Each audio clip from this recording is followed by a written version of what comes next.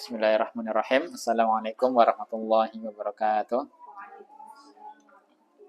Alhamdulillahirrabbilalamin. Assalatu wassalamu ala asyrafil anbiya'i wal mursalin Nabiyyina Muhammadin wa ala alihi wa ashabihi ajma'in. Kita lanjutkan pembahasan kita di pembahasan tentang psikologi Islam. Kita sampai di pembahasan tentang al-kurh. Al-kurhu. Apa al-kurhu? Ya, ini rasa tidak suka atau benci. Pakai kur. Al-kurh. Kaf. Itu kalau pakai qaf itu al-qur. Al-kurh. Jadi kariha yakrahu. Benci atau tidak suka. Al-kurhu huwal masyaqqah allati tanalul insana min kharij fi ma yahmalu alaihi bi ikrah. Jadi namanya al-kurh itu adalah sebuah kondisi masyaqqah. Apa masyaqqah?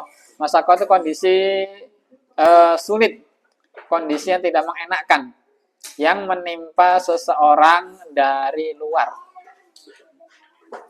Jadi kok ada benda, ada peristiwa atau ada individu yang selain kita tentunya. Ini kemudian dari hal-hal tersebut bisa memunculkan sesuatu yang kita rasa ada masyaqqah pada diri kita. Nah, itu namanya al-kurh. Misalkan begini. Ada makanan rasanya pahit. Ketika masuk makanan itu menyentuh lidah kita, kok rasanya pahit. Nah, pahit itu kan bagian dari masyaqqah, gak nyaman itu. Sehingga kita tidak suka dengan makanan itu. Maka disebut karihtu hadzat ta'am. Saya gak suka makanan ini. Nah, tadi rasanya pahit. Itu rasa pahit. Nah, kemudian kok ada sebuah pemandangan yang gak enak di mata gitu kan. Gak enak dilihatnya. Nah, berarti kita sebut saya tidak suka. Saya benci dengan pemandangan seperti itu. Ya, demikian juga dengan individu orang lain. Ada kok orang begini gitu kan. Kita nggak suka. Karena apa? Tadi ada sesuatu yang kita anggap masyaqqah buat diri kita. Nah, ini ya. Jelas ya? Mana al-kurh? Kama annal kurha huwa ma yanalul insanu min dzatihi wa huwa yu'afihi wa takunu hadhihi al-'ayafah ala nau'ain. Termasuk diantaranya adalah sesuatu yang dipandang menjijikkan. Gitu ya. Kalau lihat ada cacing gitu. Atau ada kecoak lewat, apa yang kita rasakan? Oh iya, pokoknya ini gak enak lah. Pokoknya gak suka lah ya. Gak suka intinya. Nah, ada tikus muncul dari got gitu. Lewat depan kita. Kenapa kita gak suka? Kenapa kita benci? Nah, memang jiwa kita pada asalnya tidak suka dengan hal-hal yang mendasar yang kita anggap tidak mengenakkan, bahkan mengancam, membuat tidak nyaman. Inilah yang memunculkan yang namanya kebencian, ketidaksukaan atau al-kurh. Kemudian al-kurh ini ada dua macam. Ada yang dia disebut sebagai min haitsu taba', secara alami. Secara alami orang gak suka yang namanya pahit. Orang gak suka yang namanya kotor. Betul ya? Apalagi? Pahit, kotor, gelap. Apalagi? Ya? Bau. Itu kan alami ya. Tapi nggak tahu kenapa ada orang suka pahit. Enak ya? Enak. Berarti karena enak tadi. Ini yang pertama. Kemudian yang kedua, ada yang sifatnya dia tidak suka itu al-kurh karena min haitsul aql awis syara'. Pertimbangannya adalah logika, akal atau syariat. Jadi ada dua jenis tadi ya, al-kurh tadi. Al-Qur secara tabiat alami atau Al-Qur berdasarkan pertimbangan akal dan juga syariat. Misalkan begini, gula secara alami kita suka enggak? Suka. Tapi kita mungkin ada orang sakit diabetes, dikasih minuman manis, dia minum tidak? Enggak, saya nggak usah pakai gula kan gitu kan? Dia tidak menyukai gula karena apa? Logikanya. Padahal secara alami, ya. Walihada yasihu ayyaqulal insanu fi syai'il wahid inni uriduhu wa akrahuhu.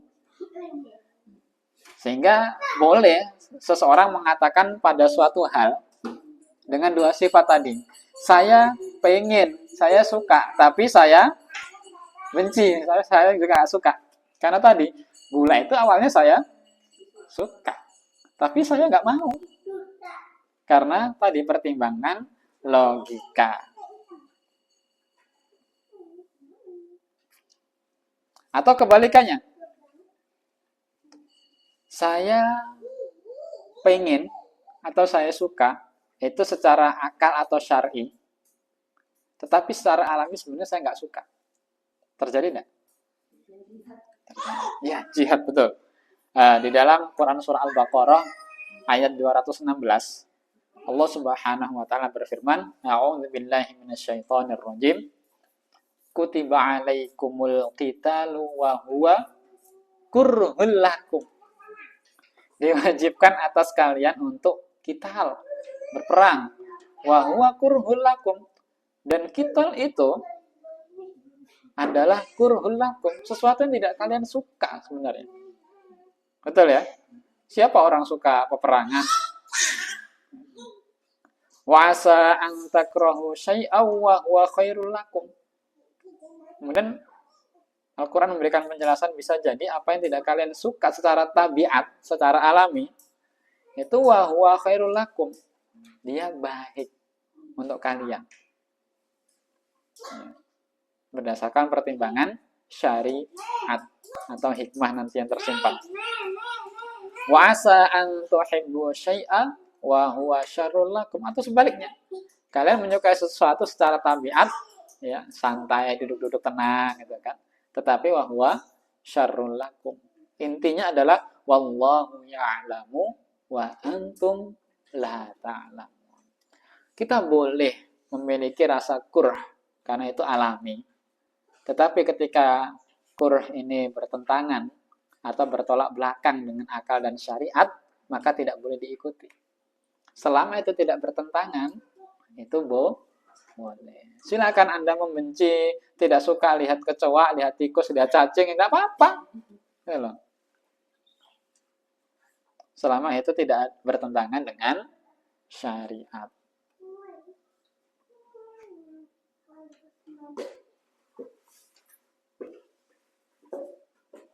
Wa hadza ma yadullul insan ala annahu yajibu alla ya'khudha bi karahiyatihi li syai'i au mahabbatihi lahu hatta ya'lama halahu.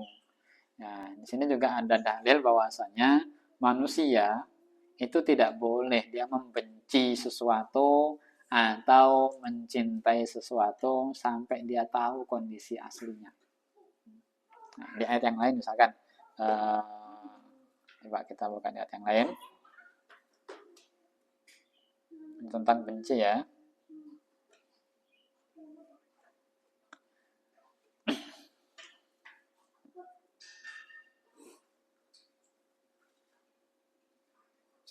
Misalkan di dalam Quran surah Al-Maidah ya. Surah Al-Maidah ayat ke-8.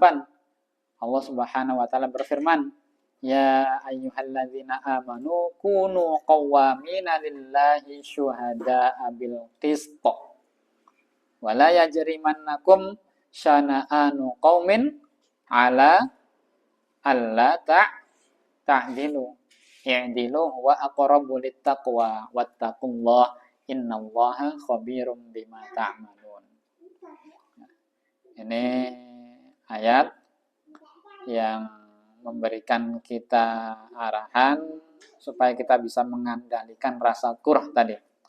Allah berfirman, wahai orang-orang beriman, jadilah kalian sebagai penegak keadilan karena Allah.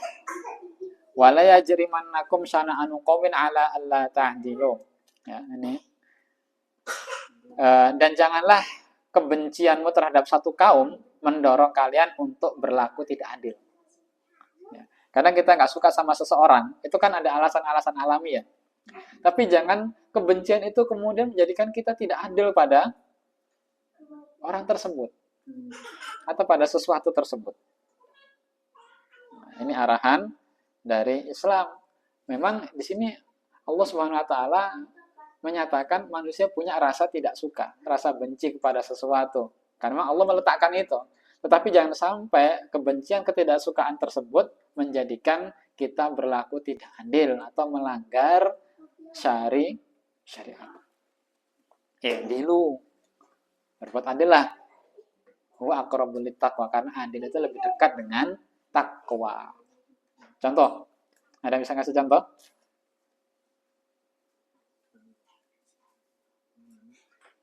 Misalkan guru punya murid, kok yang satu ganteng, yang satu gak ganteng. Ya secara alami orang itu suka sama yang ganteng. Karena dia suka sama yang ganteng, terus gak suka sama yang gak ganteng, gak adil. Boleh tidak? Tidak boleh. Ya. Coba misalkan ini, ya, ini karena pesertanya ibu-ibu ya, ibu-ibu lagi jalan, keserempet sama orang. Yang nyerempet ganteng. Oh, apa nih? Oh ya nggak apa-apa. Begitu yang nyerempet tidak rupawan, aduh, kamu ini. Contoh. Pernah itu? Enggak ya? Cuma terbayang ya? Nah, dengan contoh begini kan meskipun contohnya juga rada-rada itu kan, tapi paham kan? Alhamdulillah.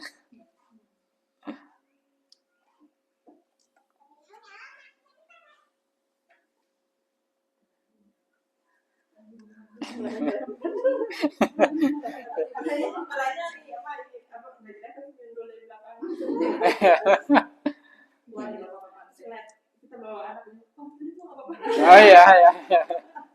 Itu karena rasa iba, kali itu rasa iba. Nah, sebenarnya contoh ini biasanya lebih tepat untuk kaum laki-laki biasanya. Bukan nyerempet nggak cantik gitu kan? Begitu nyerempet, oh ya nggak apa-apa kayak gitu. Ya, salah contohnya tadi, Pak. Laki-laki lebih seksi sama Iya.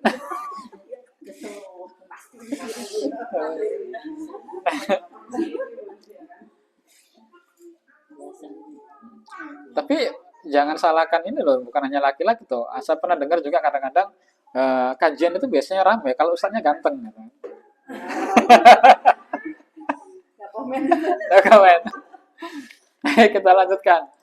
Wal kurhu bainan nasi qad yunsha'u bisababil khilafat an-nasyi'ah anil mahsyar. Kadang rasa tidak suka, takur, benci tadi yang terjadi di antara manusia itu muncul dengan sebab perselisihan di antara manusia. Jadi bisa muncul karena perselisihan, perbedaan pendapat. Kok dia berbeda dengan saya? Ini juga bisa menimbulkan apa? Ketidaksukaan. Kok begitu? Iya, karena secara alami manusia itu punya insting untuk mempertahankan ya dirinya, keberadaannya, eksistensinya, termasuk adalah pendapatnya. Jadi kadang ada orang tidak sama dengan dia, itu biasanya muncul ketidaksukaan. Kan tadi diingatkan di Al-Quran, wala yajrimannakum syana'anu qaumin ala alla ta'dilu. Janganlah kebencianmu kepada satu kaum atau seseorang menjadikan kalian berlaku tidak adil. Makanya di sini kan kadang ya ada orang kenapa nggak suka dikritik, Ada orang kenapa nggak suka dikomentari? Karena tadi ada perbedaan tidak sama dengan dirinya sehingga muncul ketidaksukaan. Nah, ini pada asalnya alami. Tapi kalau berlebihan ini jadi salah. Sampai berlaku tidak adil.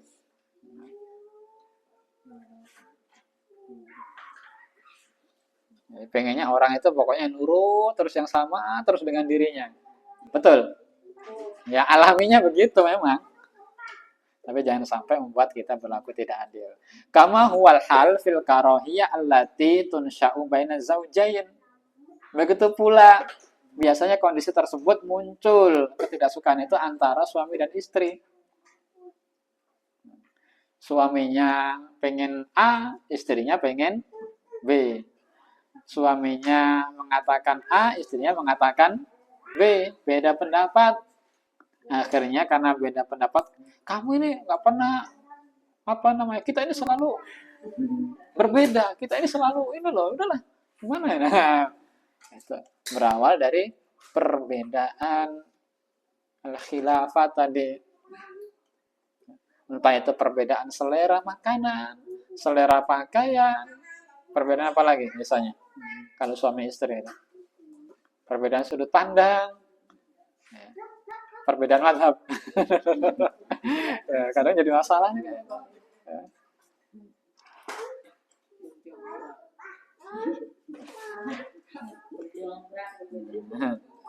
Nah, di sini juga sebenarnya au bisa babit tabayun fil aro, ini adalah pendapat tadi ya. Au bisa babit tafawuq wa ma yuwallidu min ihbatin fi nufusil mutafawwaq alaihim.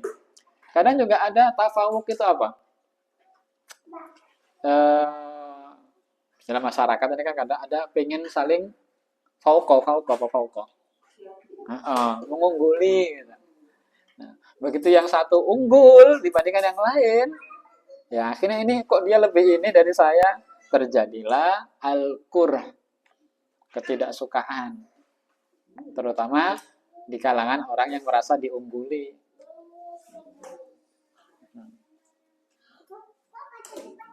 Dan sebab-sebab lainnya, banyak hal yang bisa menjadi penyebab rasa tidak suka. Dan rasa tidak suka ini pasti ada alasannya. Kadang ada orang begini, kenapa kamu nggak suka? Pokoknya saya nggak suka aja. Nggak mungkin. Ima karena dia lihat tampilannya, atau dia lihat gelagatnya, cara bicaranya, atau hal-hal lain yang membuatnya tidak suka.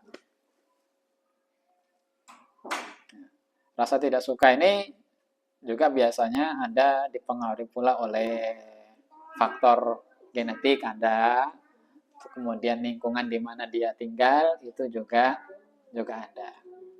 Kayak kadang ada orang nggak suka makanan begini gitu kan, karena memang di masyarakat, di keluarganya atau di lingkungan masyarakatnya ini, sehingga memang dia tidak suka. Pola. Berikutnya, wal insan qad yakrahul maut ma'a annahu haqqun.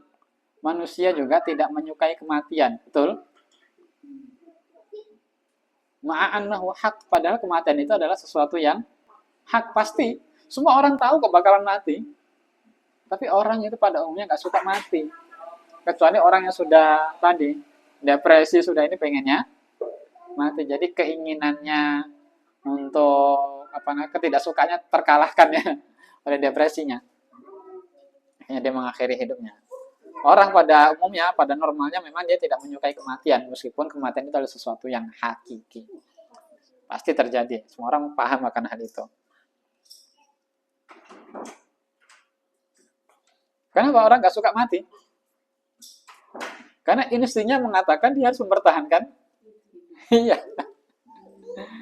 Alami dah. Sampai-sampai Nabi Adam itu kan digodanya dengan pohon khuld. Apa khuld? Buah khuld. Buah kekekalan kan. Ini manusia pengen ya, itu pada asalnya sesuatu yang alami. Makanya nanti karena memang manusia seperti itu, Allah janjikan nanti akan ada kehidupan yang tidak ada lagi kematian kan gitu. Memang begitu kok manusia itu. Manusia adalah makhluk sebagai makhluk yang lain yang ingin mempertahankan kehidupannya. Nah itu penting. Kalau manusia nggak pengen hidup ya repot nanti kan. Punah manusia.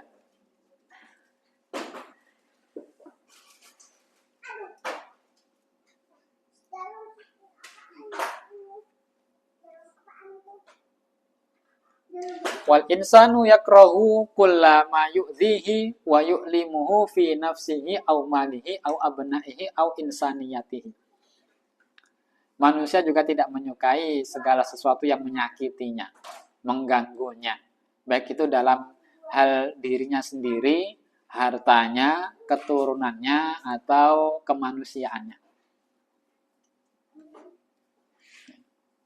Nah, selain diri kita sendiri mempertahankan kehidupan, kita juga tidak suka dengan hal-hal yang bisa mengganggu, menyakiti, ya, dan seterusnya. Kemudian, yusawwirul Qur'anul Karim halatal munafiqin. Al-Quran Al-Karim memberikan gambaran tentang orang-orang munafik. Indama karihul khuruja ma'a Rasulillahi sallallahu alaihi wasallam. Ketika mereka tidak menyukai keluar. Keluar kemana ini? Peperangan. Bersama dengan Rasulullah sallallahu alaihi wasallam. Wa karihu ayyujahidu bi amwalihim wa anfusihim fi sabilillahi ta'ala. Dan mereka juga tidak menyukai jihad dengan harta dan jiwa mereka di jalan Allah Subhanahu wa taala. Allah Subhanahu wa taala berfirman dalam Quran surat Taubah ayat 81, "Farihal mukhallafuna bimaq'adihim khilafa Rasulillah wa karihu ayyujahidu bi amwalihim wa anfusihim fi sabilillah." Wakarihu, dan mereka tidak suka berjihad dengan harta mereka dan jiwa mereka di jalan Allah. Tidak sukanya di sini karena apa? Dua hal. Ya. Kan tadi kan tidak suka itu ada dua jenis ya. Tidak suka secara tabi'i dan secara akal atau syar'i. Kalau kaum muslimin mungkin secara tabiat siapa yang suka dengan peperangan kematian. Tetapi karena itu adalah perintah Allah dan Rasulnya, mereka akhirnya menyambut itu dengan senang hati. Tapi kalau orang munafik di sini tidak sukanya itu dua. Ya secara alami mereka tidak suka, dan mereka juga tidak suka hal ini secara akal dan syariat. Sebenarnya dicela adalah yang kedua ini. Kalau yang pertama itu normal, ya. Tapi yang dicela adalah sisi yang kedua.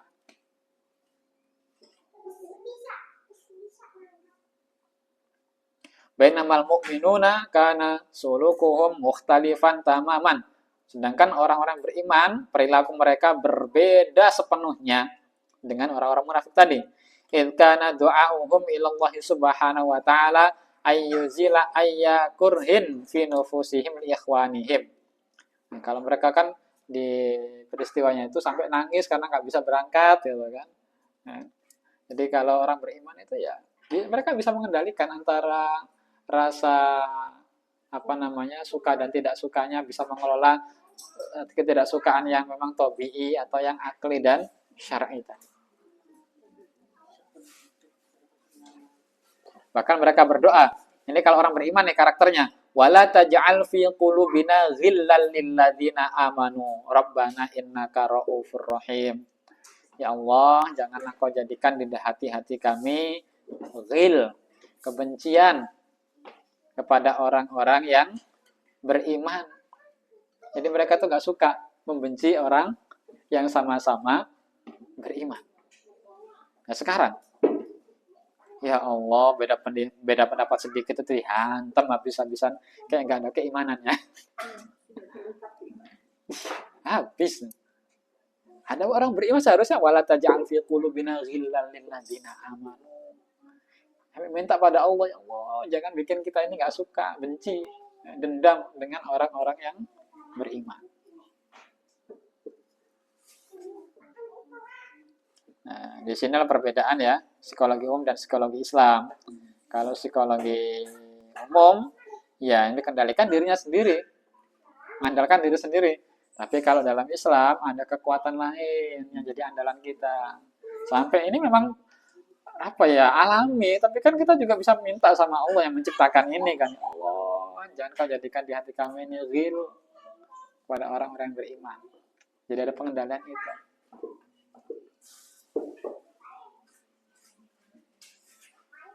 Bisa juga misalkan pada asalnya kita tidak menyukai peperangan, tidak menyukai jihad, tapi kita bisa minta sama Allah, ya Allah, jadikanlah kami dan keturunan kami orang-orang mencintai jihad dan seterusnya, bisa itu.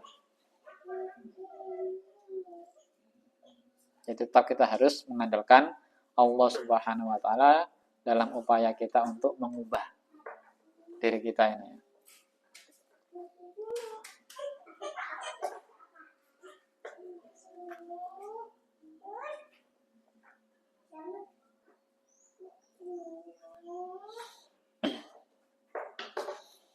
Silakan nanti ditimbang kalau kita tidak suka dengan sesuatu, apakah ini bertentangan dengan logika, apakah ini bertentangan dengan syariat atau tidak. Kalau tidak bertentangan silakan.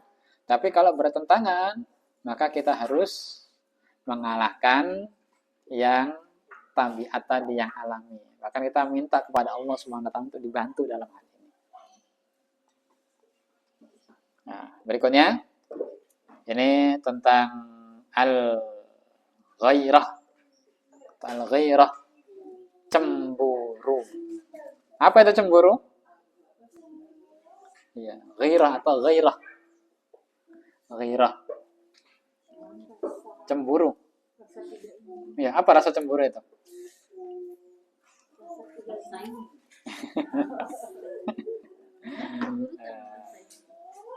Ya, rasa tersaingi ya. Jadi ghairah atau ghairah itu halatun infialiyah tadfa'ul mar ila man'i ghairihi min musyarakatihi fi syai'il ladzi yuhibbuhu wa yuriduhu li nafsi. Jadi dia adalah sebuah gejolak emosi yang mengarahkan seseorang untuk mencegah orang lain turut serta dalam hal sesuatu yang dia cintai dan dia inginkan untuk dirinya sendiri.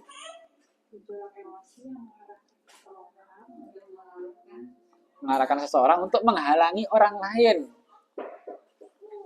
Menghalangi orang lain berpartisipasi dalam apa yang dia sukai dan dia cintai untuk dirinya.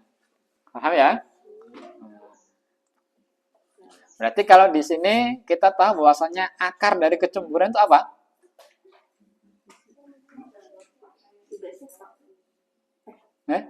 Akarnya, pemicunya? Cinta. Ya kan, karena tadi dia karena itu gejolak emosi itu adalah dia mencegah orang lain untuk turut serta dalam sesuatu yang dia cintai dan dia inginkan untuk dirinya sendiri. Misalkan ibu-ibu mencintai suaminya enggak? Untuk siapa? Dirinya kan? Nah, maka cemburu itu dia berusaha untuk kok ada kelihatan ada orang lain yang bermusyarakah di sini dalam hal yang. Nah, kalau misalkan yang dicintai orang lain itu bukan suaminya ya terserah gitu kan. Masalahnya dia mencintai yang dia cintai atau ikut-ikutan masuk ke sini gitu. Jadi akarnya sebenarnya adalah rasa cinta, cemburu itu. Dikatakan bahwasanya gharar rajulu alam ra'atihi aisarat nafsuhu 'alaiha liizhariha zinataha wa mahasiniha li ghairi. Seorang laki-laki cemburu terhadap istrinya karena istrinya itu menampakkan keindahan dan perhiasannya kepada orang lain. Jadi dia nggak mau keindahan perhiasan itu dinikmati juga oleh orang lain. Dia pengennya ya cemburu.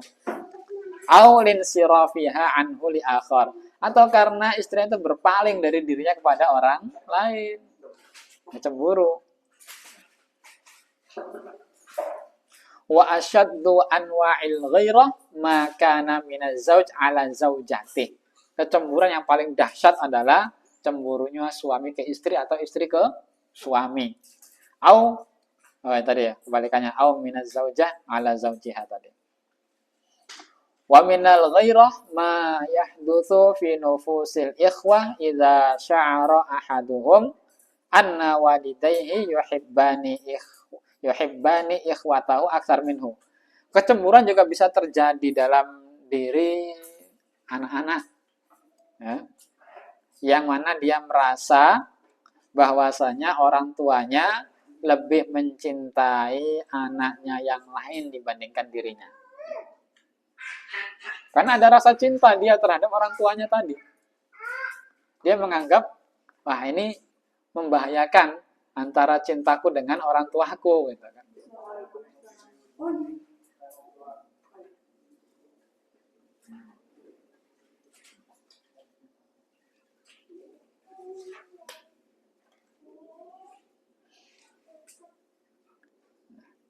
Itu ya, bisa terjadi antara pasangan suami istri dan juga bisa terjadi di antara saudara, anak-anak. Au fi nufusil muwadzifina tijaha ahadihim idza sya'aru anna ra'isahum yufaddilu alaihim. Atau bisa juga terjadi di antara para pegawai ketika dia merasa bahwasanya atasannya itu lebih mengutamakan orang lain dibandingkan dirinya. Ini akarnya memang adalah rasa cinta. Tetapi nanti ada hubungan yang sangat kompleks antara cemburu, benci, dan cinta. Ya, ini tiga emosi ini itu berkaitan dan rumit hubungannya. Benci, cinta, dan cemburu. Paham ya? Ini dinamika ini ya, dinamika manusia ini. Kadang cemburu itu muncul sebagai kombinasi antara cinta dan takut kehilangan. Karena dia cinta, dia takut kehilangan yang dia cintai. Akhirnya muncul rasa cemburu.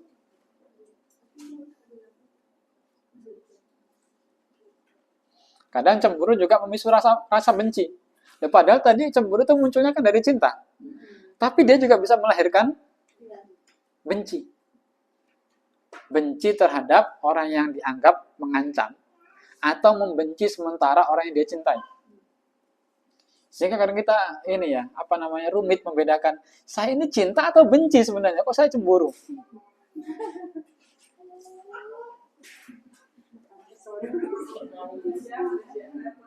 Misalkan ini punya suami ya, cinta dengan suaminya. Ya, kemudian dia cemburu terhadap suaminya. Itu yang muncul benci atau apa? Ada benci sementara kan? Nah, kamu itu benci apa cinta? Kok cemburu? Nah, ini makanya rumit. Benci, cinta, dan cemburu.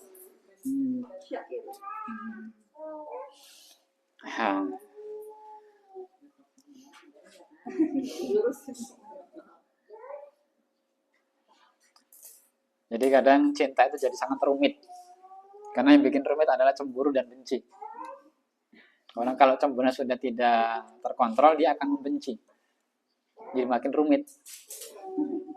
Rumit kan? Boleh tidak cemburu dalam Islam? Boleh.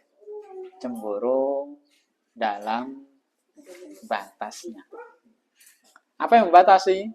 Tentu adalah hukum-hukum syariat. Lagi-lagi, ini akal yang bertindak dengan pertimbangan syariat tadi. Jadi tidak bisa kita mengandalkan apa yang alami dari perasaan kita sendiri. Harus ada pertimbangan syariat. Kalau misalkan ditanya, iblis itu sebenarnya cemburu tidak?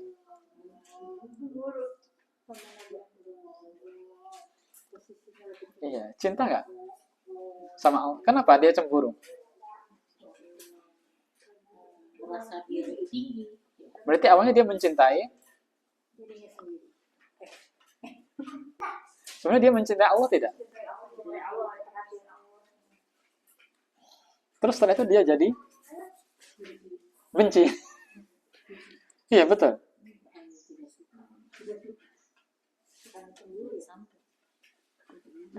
Ini memang sangat tipis. Ya, kalau dikatakan cemburu itu muncul dari cinta, maka cinta yang dimaksud itu ada dua kemungkinan. Cinta pada yang dicintai atau cinta terhadap diri sendiri. Kalau karena cinta terhadap diri sendiri sebenarnya itu adalah ego, nafsunya. Berbeda dengan cintanya kepada yang dicintai. Ya, iblis itu sebenarnya cemburu karena mencintai Allah atau karena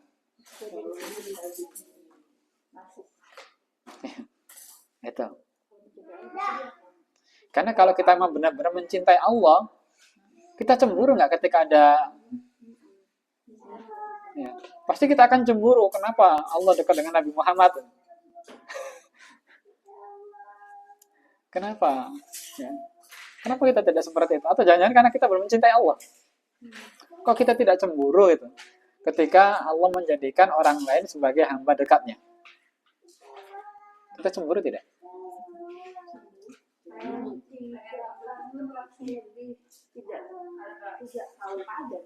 Iya. Cemburu tidak? Nah, ini memang rumit ya. Cinta, benci, dan cemburu.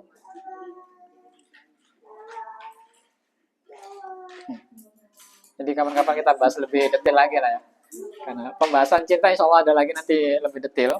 Tapi sementara ini karena pembahasan cemburu, kita hanya sebatas cemburu berakar dari cinta.